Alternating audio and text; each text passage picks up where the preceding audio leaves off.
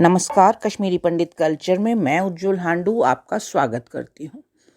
आज के इस वीडियो में मैं आपके लिए लेकर आई हूँ हिंदू धर्म के रक्षक, निर्भीक संत और महान बलिदानी गुरु तेग बहादुर सिंह जी की अमर गाथा, जिसमें आप जानेंगे कि किस तरह गुरुजी ने कश्मीरी पंडितों की फरियाद पर उनकी धार्मिक स्वतंत्रता की रक्षा के लिए, उनकी बहु बेटियों के मान सम्मान की रक्षा के लिए औरंगजेब से टक्कर ली और अपने प्राण न्यौछावर किए। गुरु जी के बलिदान के कारण ही आज हमारा अस्तित्व है। उनके इस सर्वोच्च बलिदान के लिए कश्मीरी पंडित समाज सदा ही गुरु तेग बहादुर जी का और सिख समुदाय का ऋणी रहेगा। आज मैं अपने समाज की ओर से गुरु जी को नमन करते हुए उनके आत्म बलिदान की इस गाथा को आपके सामने रखना चाहती हूँ, ताकि कोई भी कश्मीरी भाई या बहन या बच्चे इससे अनजान ना रहें। यह कहानी शुरू होती है सन 1658 से, जब औरंगजेब ने मुगल सल्तनत की बागडोर संभाली। सत्ता हथियाने के लिए उसने सबसे पहले अपने पिता को जेल में डाला और फिर अपने भाइयों को भी क्रूरता से मरवा दिया। उसने 49 वर्षों तक शासन किया। इन वर्षों में कश्मीर में 14 सूबेदारों ने उसके हुक्म को अमली जामा पहनाया। औरंगजेब सारे हिंदुस्तान में इस्लाम धर्म को फैलाना चाहता था। बादशाह का आदेश था, सभी सूबेदारों को इसका पालन तो करना ही था। सन 1671 से 75 ईस्वी तक कश्मीर में इफ्तिकार खान नाम का एक सूबेदार था। उसने हिंदुओं को मुसलमान बनाने के लिए तरह तरह के हथकंडे अपनाए। उन्हें डराया, धमकाया, लालच दिया, प्रताड़ित किया और इस तरह कई हिंदुओं को बलपूर्वक उन्होंने मुसलमान बनाया। जो ना माने उन्हें मौत के घाट उतार दिया गया। उनकी बहु बेटियों के साथ बदसलूकी करी गई। चारों ओर आतंक की लहर थी। हिंदू भयभीत थे। उनके पास दो ही रास्ते थे, इस्लाम कबूल करना या मौत। ऐसे वातावरण में अपनी जान को भी बचाना था और अपने धर्म को भी। कश्मीरी पंडित दुविधा में थे। ऐसे में कई कश्मीरी पंडितों को मातृभूमि से पलायन करना पड़ा। उस समय कुछ कश्मीरी पंडित अमरनाथ यात्रा के लिए निकले हुए थे, जहां पर कहते हैं कि एक कश्मीरी पंडित को सपने में भगवान शिव ने हिंदू धर्म की रक्षा के लिए गुरु तेग बहादुर जी के पास मदद मांगने को कहा। तब कश्मीर के मटन क्षेत्र के निवासी श्री कृपाराम दत्त जी के नेतृत्व में 500 कश्मीरी पंडित आनंदपुर साहब पहुंचे और उन्होंने गुरु तेग बहादुर जी को हिंदुओं पर हो रहे अत्याचारों से अवगत कराया और उनसे विनती करी कि कृपा करके हमारी और हमारे धर्म की रक्षा करें। उनके दर्द की कहानी सुनकर गुरुजी सोच में पड़ गए। तभी गुरुजी के 9 साल के सुपुत्र गोविंद राय जी अंदर आए और सभी को चुप देखकर पिता से पूछने लगे कि ये कौन है और आप इतने परेशान क्यों हैं। गुरु तेग बहादुर जी ने कहा कि मुगल शासक औरंगजेब जबरन इन हिंदुओं का धर्म परिवर्तन कर रहा है। हिंदू धर्म की रक्षा के लिए किसी महापुरुष को बलिदान देना ही होगा।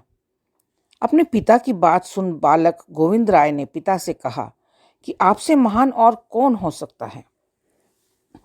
गुरुजी ने कहा कि तुम अभी बालक हो, मेरे बाद तुम्हारा कौन ख्याल रखेगा। तब गोविंद राय जी ने कहा कि जो परमात्मा सभी की रक्षा करता है वही मेरी रक्षा भी करेगा। पुत्र की बात सुनकर गुरुजी ने उन्हें गले लगा लिया और कहा ऐसा ही होगा। तब गुरु तेग बहादुर जी ने कश्मीरी पंडितों से कहा कि वो औरंगजेब को संदेशा भिजवा दें कि अगर गुरु तेग बहादुर जी इस्लाम कबूल कर लें तो वह सभी इस्लाम कबूल करने को तैयार हैं। कश्मीरी पंडितों ने यह संदेशा औरंगजेब को दिया। उसने शीघ्र ही गुरु तेग बहादुर जी को दिल्ली बुलवाया। गुरुजी उसके दरबार में पहुंचे और उन्होंने पूछा कि उन्हें क्यों बुलवाया है।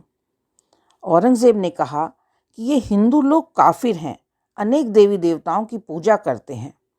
ऐसे काफिरों को वह इंसान बनाना चाहता है। कश्मीरी ब्राह्मणों का कहना है कि अगर गुरु तेग बहादुर जी मुसलमान बन जाएंगे तो वे सब भी मुसलमान बन जाएंगे। इसलिए आप भी अब इस्लाम कबूल कर लें और मेरी इस मुहिम में मेरी मदद करें। आप अगर प्रेम से मान जाओ तो ठीक है, अन्यथा ज़बरदस्ती आपसे इस्लाम कबूल करवाया जाएगा। गुरुजी ने उसे समझाया कि हिंदू और मुसलमान सभी ईश्वर की संतान हैं। किसी भी धर्म को मिटाना, उन पर अन्याय करना गलत है। पर भला औरंगजेब कहाँ मानता। गुरुजी भी जबरन धर्मांतरण के आगे नहीं झुके। औरंगजेब ने गुरुजी को बंदी बना लिया और उन्हें अनेक यातनाएं दी गईं। उन्हें लोहे के पिंजरे में बंद कर दिया गया और उनकी आंखों के सामने गुरुजी के मुख्य शिष्यों को अनेक यातनाएं दी गई। फिर भी जब वे ना माने तो उनके शिष्य भाई मतीदास जी को आरे से चीरकर 2 टुकड़ों में काट दिया गया। भाई सतीदास जी को रुई में लपेट कर जला दिया गया और भाई दयाला जी को देग में उबाल कर शहीद किया गया। गुरुजी चुपचाप या देखते रहे। कुछ दिन बाद औरंगजेब ने फिर गुरुजी को संदेशा भिजवाया कि वे किसी भी शर्त पर मुसलमान बने या फिर कत्ल होना स्वीकार करें। अगर उनमें कोई ईश्वरी शक्ति है तो वे कोई करामात ही दिखाएं। गुरुजी ने किसी भी तरह की जबरदस्ती के सामने झुकना नहीं माना। इस पर औरंगजेब ने उन्हें कत्ल करने का हुक्म दे दिया। दिल्ली में मनादी करा दी गई कि शहंशाह का हुक्म ना मानने पर चांदनी चौक पर गुरु तेग बहादुर को कत्ल किया जाएगा और औरंगजेब ने उनके दाह संस्कार के लिए भी मना कर दिया। यह सुनकर सारे शहर में अफरा तफरी मच गई। हजारों की संख्या में लोग वहां पर इकट्ठा हो गए। 11 नवंबर 1675 का दिन था। गुरुजी को वहां लाया गया। गुरुजी एकदम शांत थे। उन्होंने जाप करना शुरू कर दिया। जब जल्लाद हाथ में चमकती तलवार लेकर आया तो तेज आंधियां चलने लग गई। चारों ओर अंधेरा छा गया।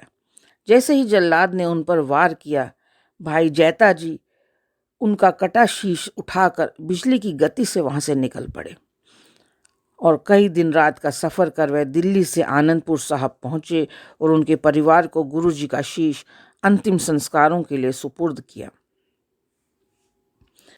वहीं दूसरी ओर दिल्ली में गुरुजी के एक शिष्य भाई लखी शाह वंजारा अपने पुत्र के साथ रुई से भरी हुई बैलगाड़ी में बैठकर आए और अंधेरे का फायदा उठाकर वे गुरुजी के धड़ को उठाकर अपने रुई के ढेर में छुपाकर वे अपने घर ले गए। शहंशाह के सिपाहियों को इसकी भनक भी ना लगे, इसलिए पिता पुत्र ने अपने घर में गुरुजी का धड़ रखकर पूरे घर को ही आग लगा दी। बाद में इस स्थान पर गुरुद्वारा रकाबगंज बनाया गया और चांदनी चौक में जहां उनका शीश धड़ से अलग किया गया था, वहां पर एक विशाल गुरुद्वारा शीशगंज के नाम से बनाया गया। आनंदपुर में भी जहां पर उनके शीश का दाह संस्कार किया गया था, शीशगंज साहिब नाम से एक गुरुद्वारा बनाया गया है। कश्मीरी पंडित कृपाराम जी फिर कश्मीर नहीं लौटे और आनंदपुर में ही रुक गए, जहां पर वे गुरु गोविंद सिंह जी को संस्कृत की शिक्षा देते थे। बाद में वे सिख बन गए और उन्होंने युद्ध कला भी सीखी। उन्होंने चमकौर की लड़ाई में भाग लिया, जिसमें केवल 40 सिखों ने 10 लाख मुगल सेना को हराया था। इस लड़ाई में भाई कृपा सिंह शहीद हो गए। तो यह था कश्मीरी पंडितों के रक्षक, उनके मसीहा गुरु गोविंद सिंह जी पर मेरा आज का वीडियो। आशा करती हूँ आपको पसंद आया होगा। आप इसे लाइक और शेयर करें और मेरे सभी वीडियोस को सबसे पहले देखने के लिए मेरे चैनल को सब्सक्राइब करें और बेल आइकन दबाना ना भूलें। एक नई वीडियो के साथ जल्द ही आपसे दोबारा मिलती हूँ। तब तक के लिए नमस्कार।